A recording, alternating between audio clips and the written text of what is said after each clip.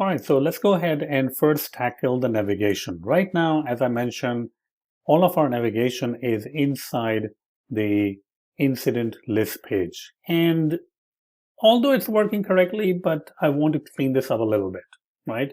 I mean, we should be able to navigate apart from the incident list page. So how should we do that? So the first thing I'm going to do is I'm going to go ahead and in the utils folder, I'm going to add another file and I will call it app_navigator.dart. And you'll see that it's a pretty simple concept. We create a class called AppNavigator.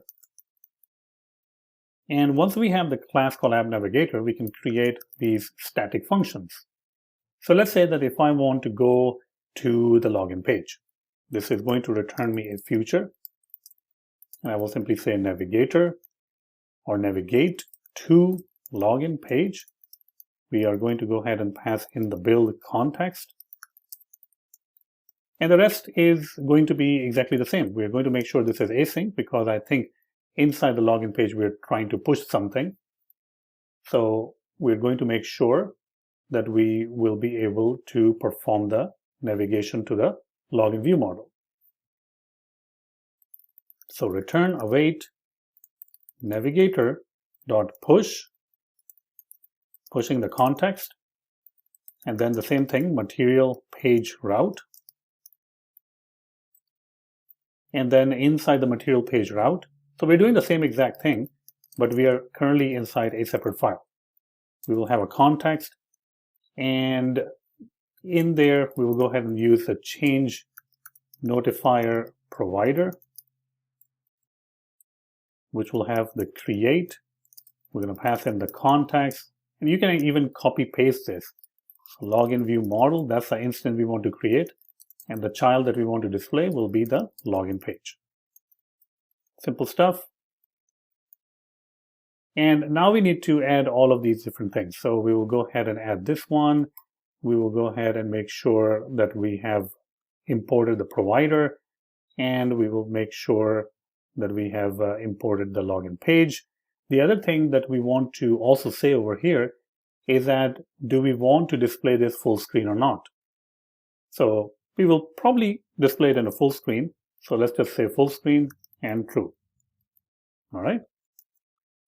And that's it. So now if we ever want to go to the navigate or navigate to the login page, we can simply use this. So let me go ahead and show you how we can use this. I'm going to go back to our pages, to our incident list page. And right over here, we are using all of this stuff over here. We can replace all of this, and we can all simply say app navigator dot navigate to the login page, passing in the context. That's it. Pretty cool, right? Now, when we do navigate to the login page, it is going to return us a Boolean. So I'm just going to say is logged in. And the reason that it's going to return a Boolean is that we are popping out from the login page. So if you go over here into the login page, you will see this part that we are doing navigator.pop. So this means the parent on top of which this particular view was created is going to pop out of the stack. Well, the child is going to pop out of the stack, and it's going to pass the value true to the underlying view. And that is the value we're going to get over here in is logged in. We do have to await for it. And now we can do something else. So we can say if the person is actually logged in, then go to the my incidents page. All right. And we can use the same exact technique for everyone or everything. So the next one will be navigate to the register page. So I can simply go in the navigator and I have the code. So I'm just going to paste it. It will look exactly like the login view. So I'm just going to go back to my app navigator and create a separate function. Make sure that we are using the registration view. So let's go ahead and quick fix this. And we have access to the registration page, which we can also do a quick fix. There we go.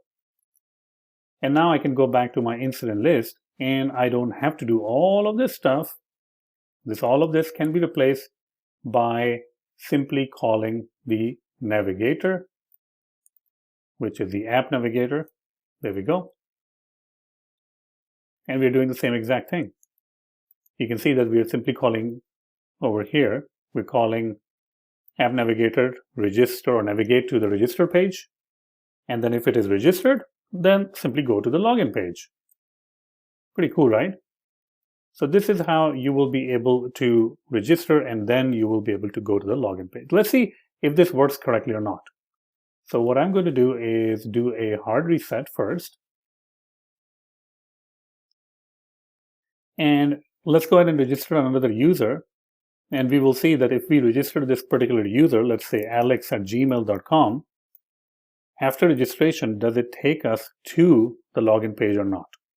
And the password is password123. And there we go. So it does actually takes you to the login page. Now you can actually log in. And when you log in, then we can go to the My Incidents page. So for that, we will go ahead and create routes eventually when we need this. So in this particular section, you learn how to, first of all, how to get started with authentication in Firebase.